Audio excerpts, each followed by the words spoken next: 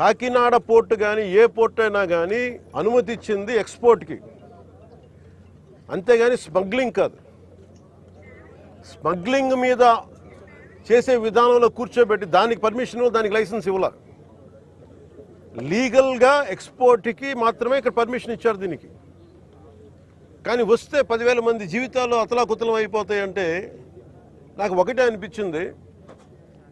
ఇందాక లోపలికి వెళ్ళి కూర్చుంటే నన్ను ఎంత సహకారం లేదంటే నాకే, as a deputy chief minister of Andhra Pradesh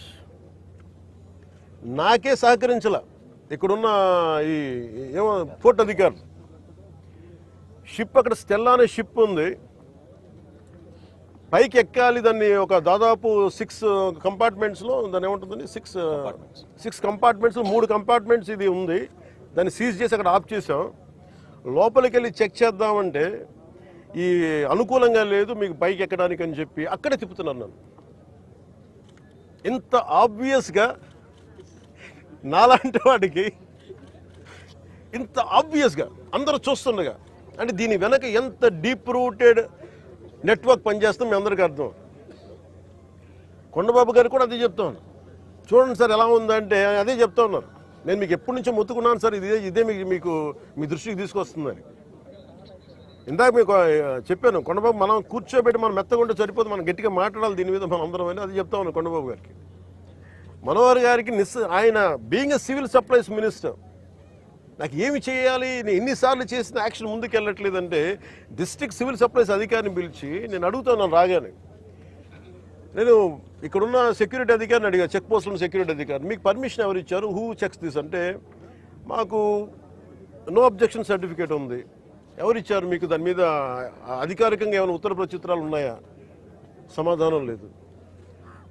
district civil supplies అధికారిని అడిగితే ఓకే నా కలెక్టర్ గారు చెప్పారు, కలెక్టర్ గారు మీకు అధికారికంగా మీకు ఇచ్చారా, మీకు సమాధానం లేదు.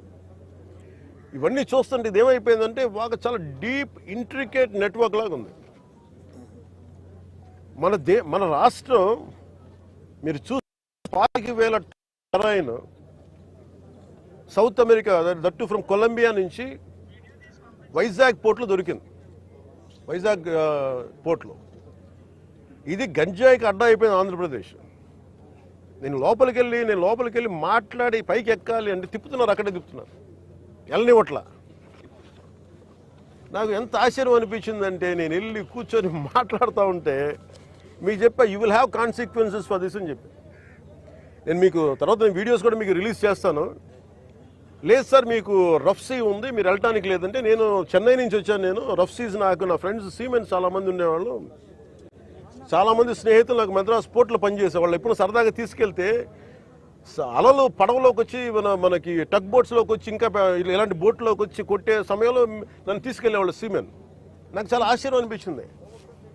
అలాగే సార్ వింటున్నా వీళ్ళు కథలు ఏం చెప్తాను. అలా వింటా ఉంటే మళ్ళీ పక్క ఎదురుగా షిప్లో ఈ చిన్న బోట్లు వేసుకొని మనకి ఈ టైర్లు కట్టుకొని ఒక 2 పెట్టుకొని వాళ్ళకి దింపుకుంటా మన ఎగుమతి చేసుకుంటా ఉన్నారు. నేను వాళ్ళు చూపించాను. You are doing it in very obvious way. మీ సీఈఓ ఎవరు, ఏదో సీఈఓ పేరు చెప్పారు, దీనికి ఓనర్ ఎవరు, ఆ సీఈఓ లేడు ఇక్కడ. ఓనర్ ఎవరు అంటే 2 పేర్లు చెప్పారు. వన్ ఈజ్ ఏదో అరబిందో వాళ్ళదంట.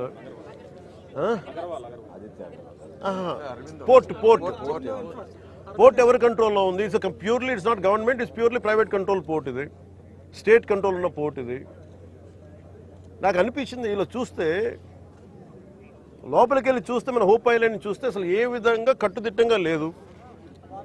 975 కిలోమీటర్ కోస్ట్ లైన్ ఆంధ్రప్రదేశ్కి. India is going to be trillions of dollar, almost Modi గారు చెప్పిన $7 trillion ఎకానమీ ఉంది దీనికి భవిష్యత్తు.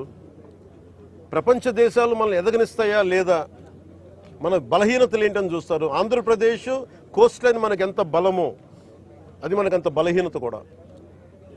ఎందుకు చెప్తున్నాను ఈ మాట అంటే, వైజాగ్కి పాకిస్తాన్ నుంచి వచ్చిన ఆ యుద్ధ సమయంలో మీకు గజనీ సబ్మెరీన్ చూడొచ్చు.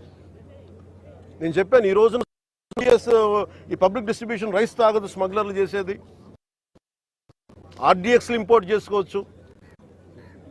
ఓఎన్జీసీ ఇలాంటి గ్యాస్ నిక్షేపాలు ఉన్న చాలా కీలకమైన ఇన్స్టిట్యూట్ మనకి వ్యవస్థలు సంస్థలు ఉన్నాయి ఇక్కడ. ఒక 100 కిలోల RDXని తెచ్చేసుకుని ఎవరు చూసేవాళ్ళు ఎవరు లేరు.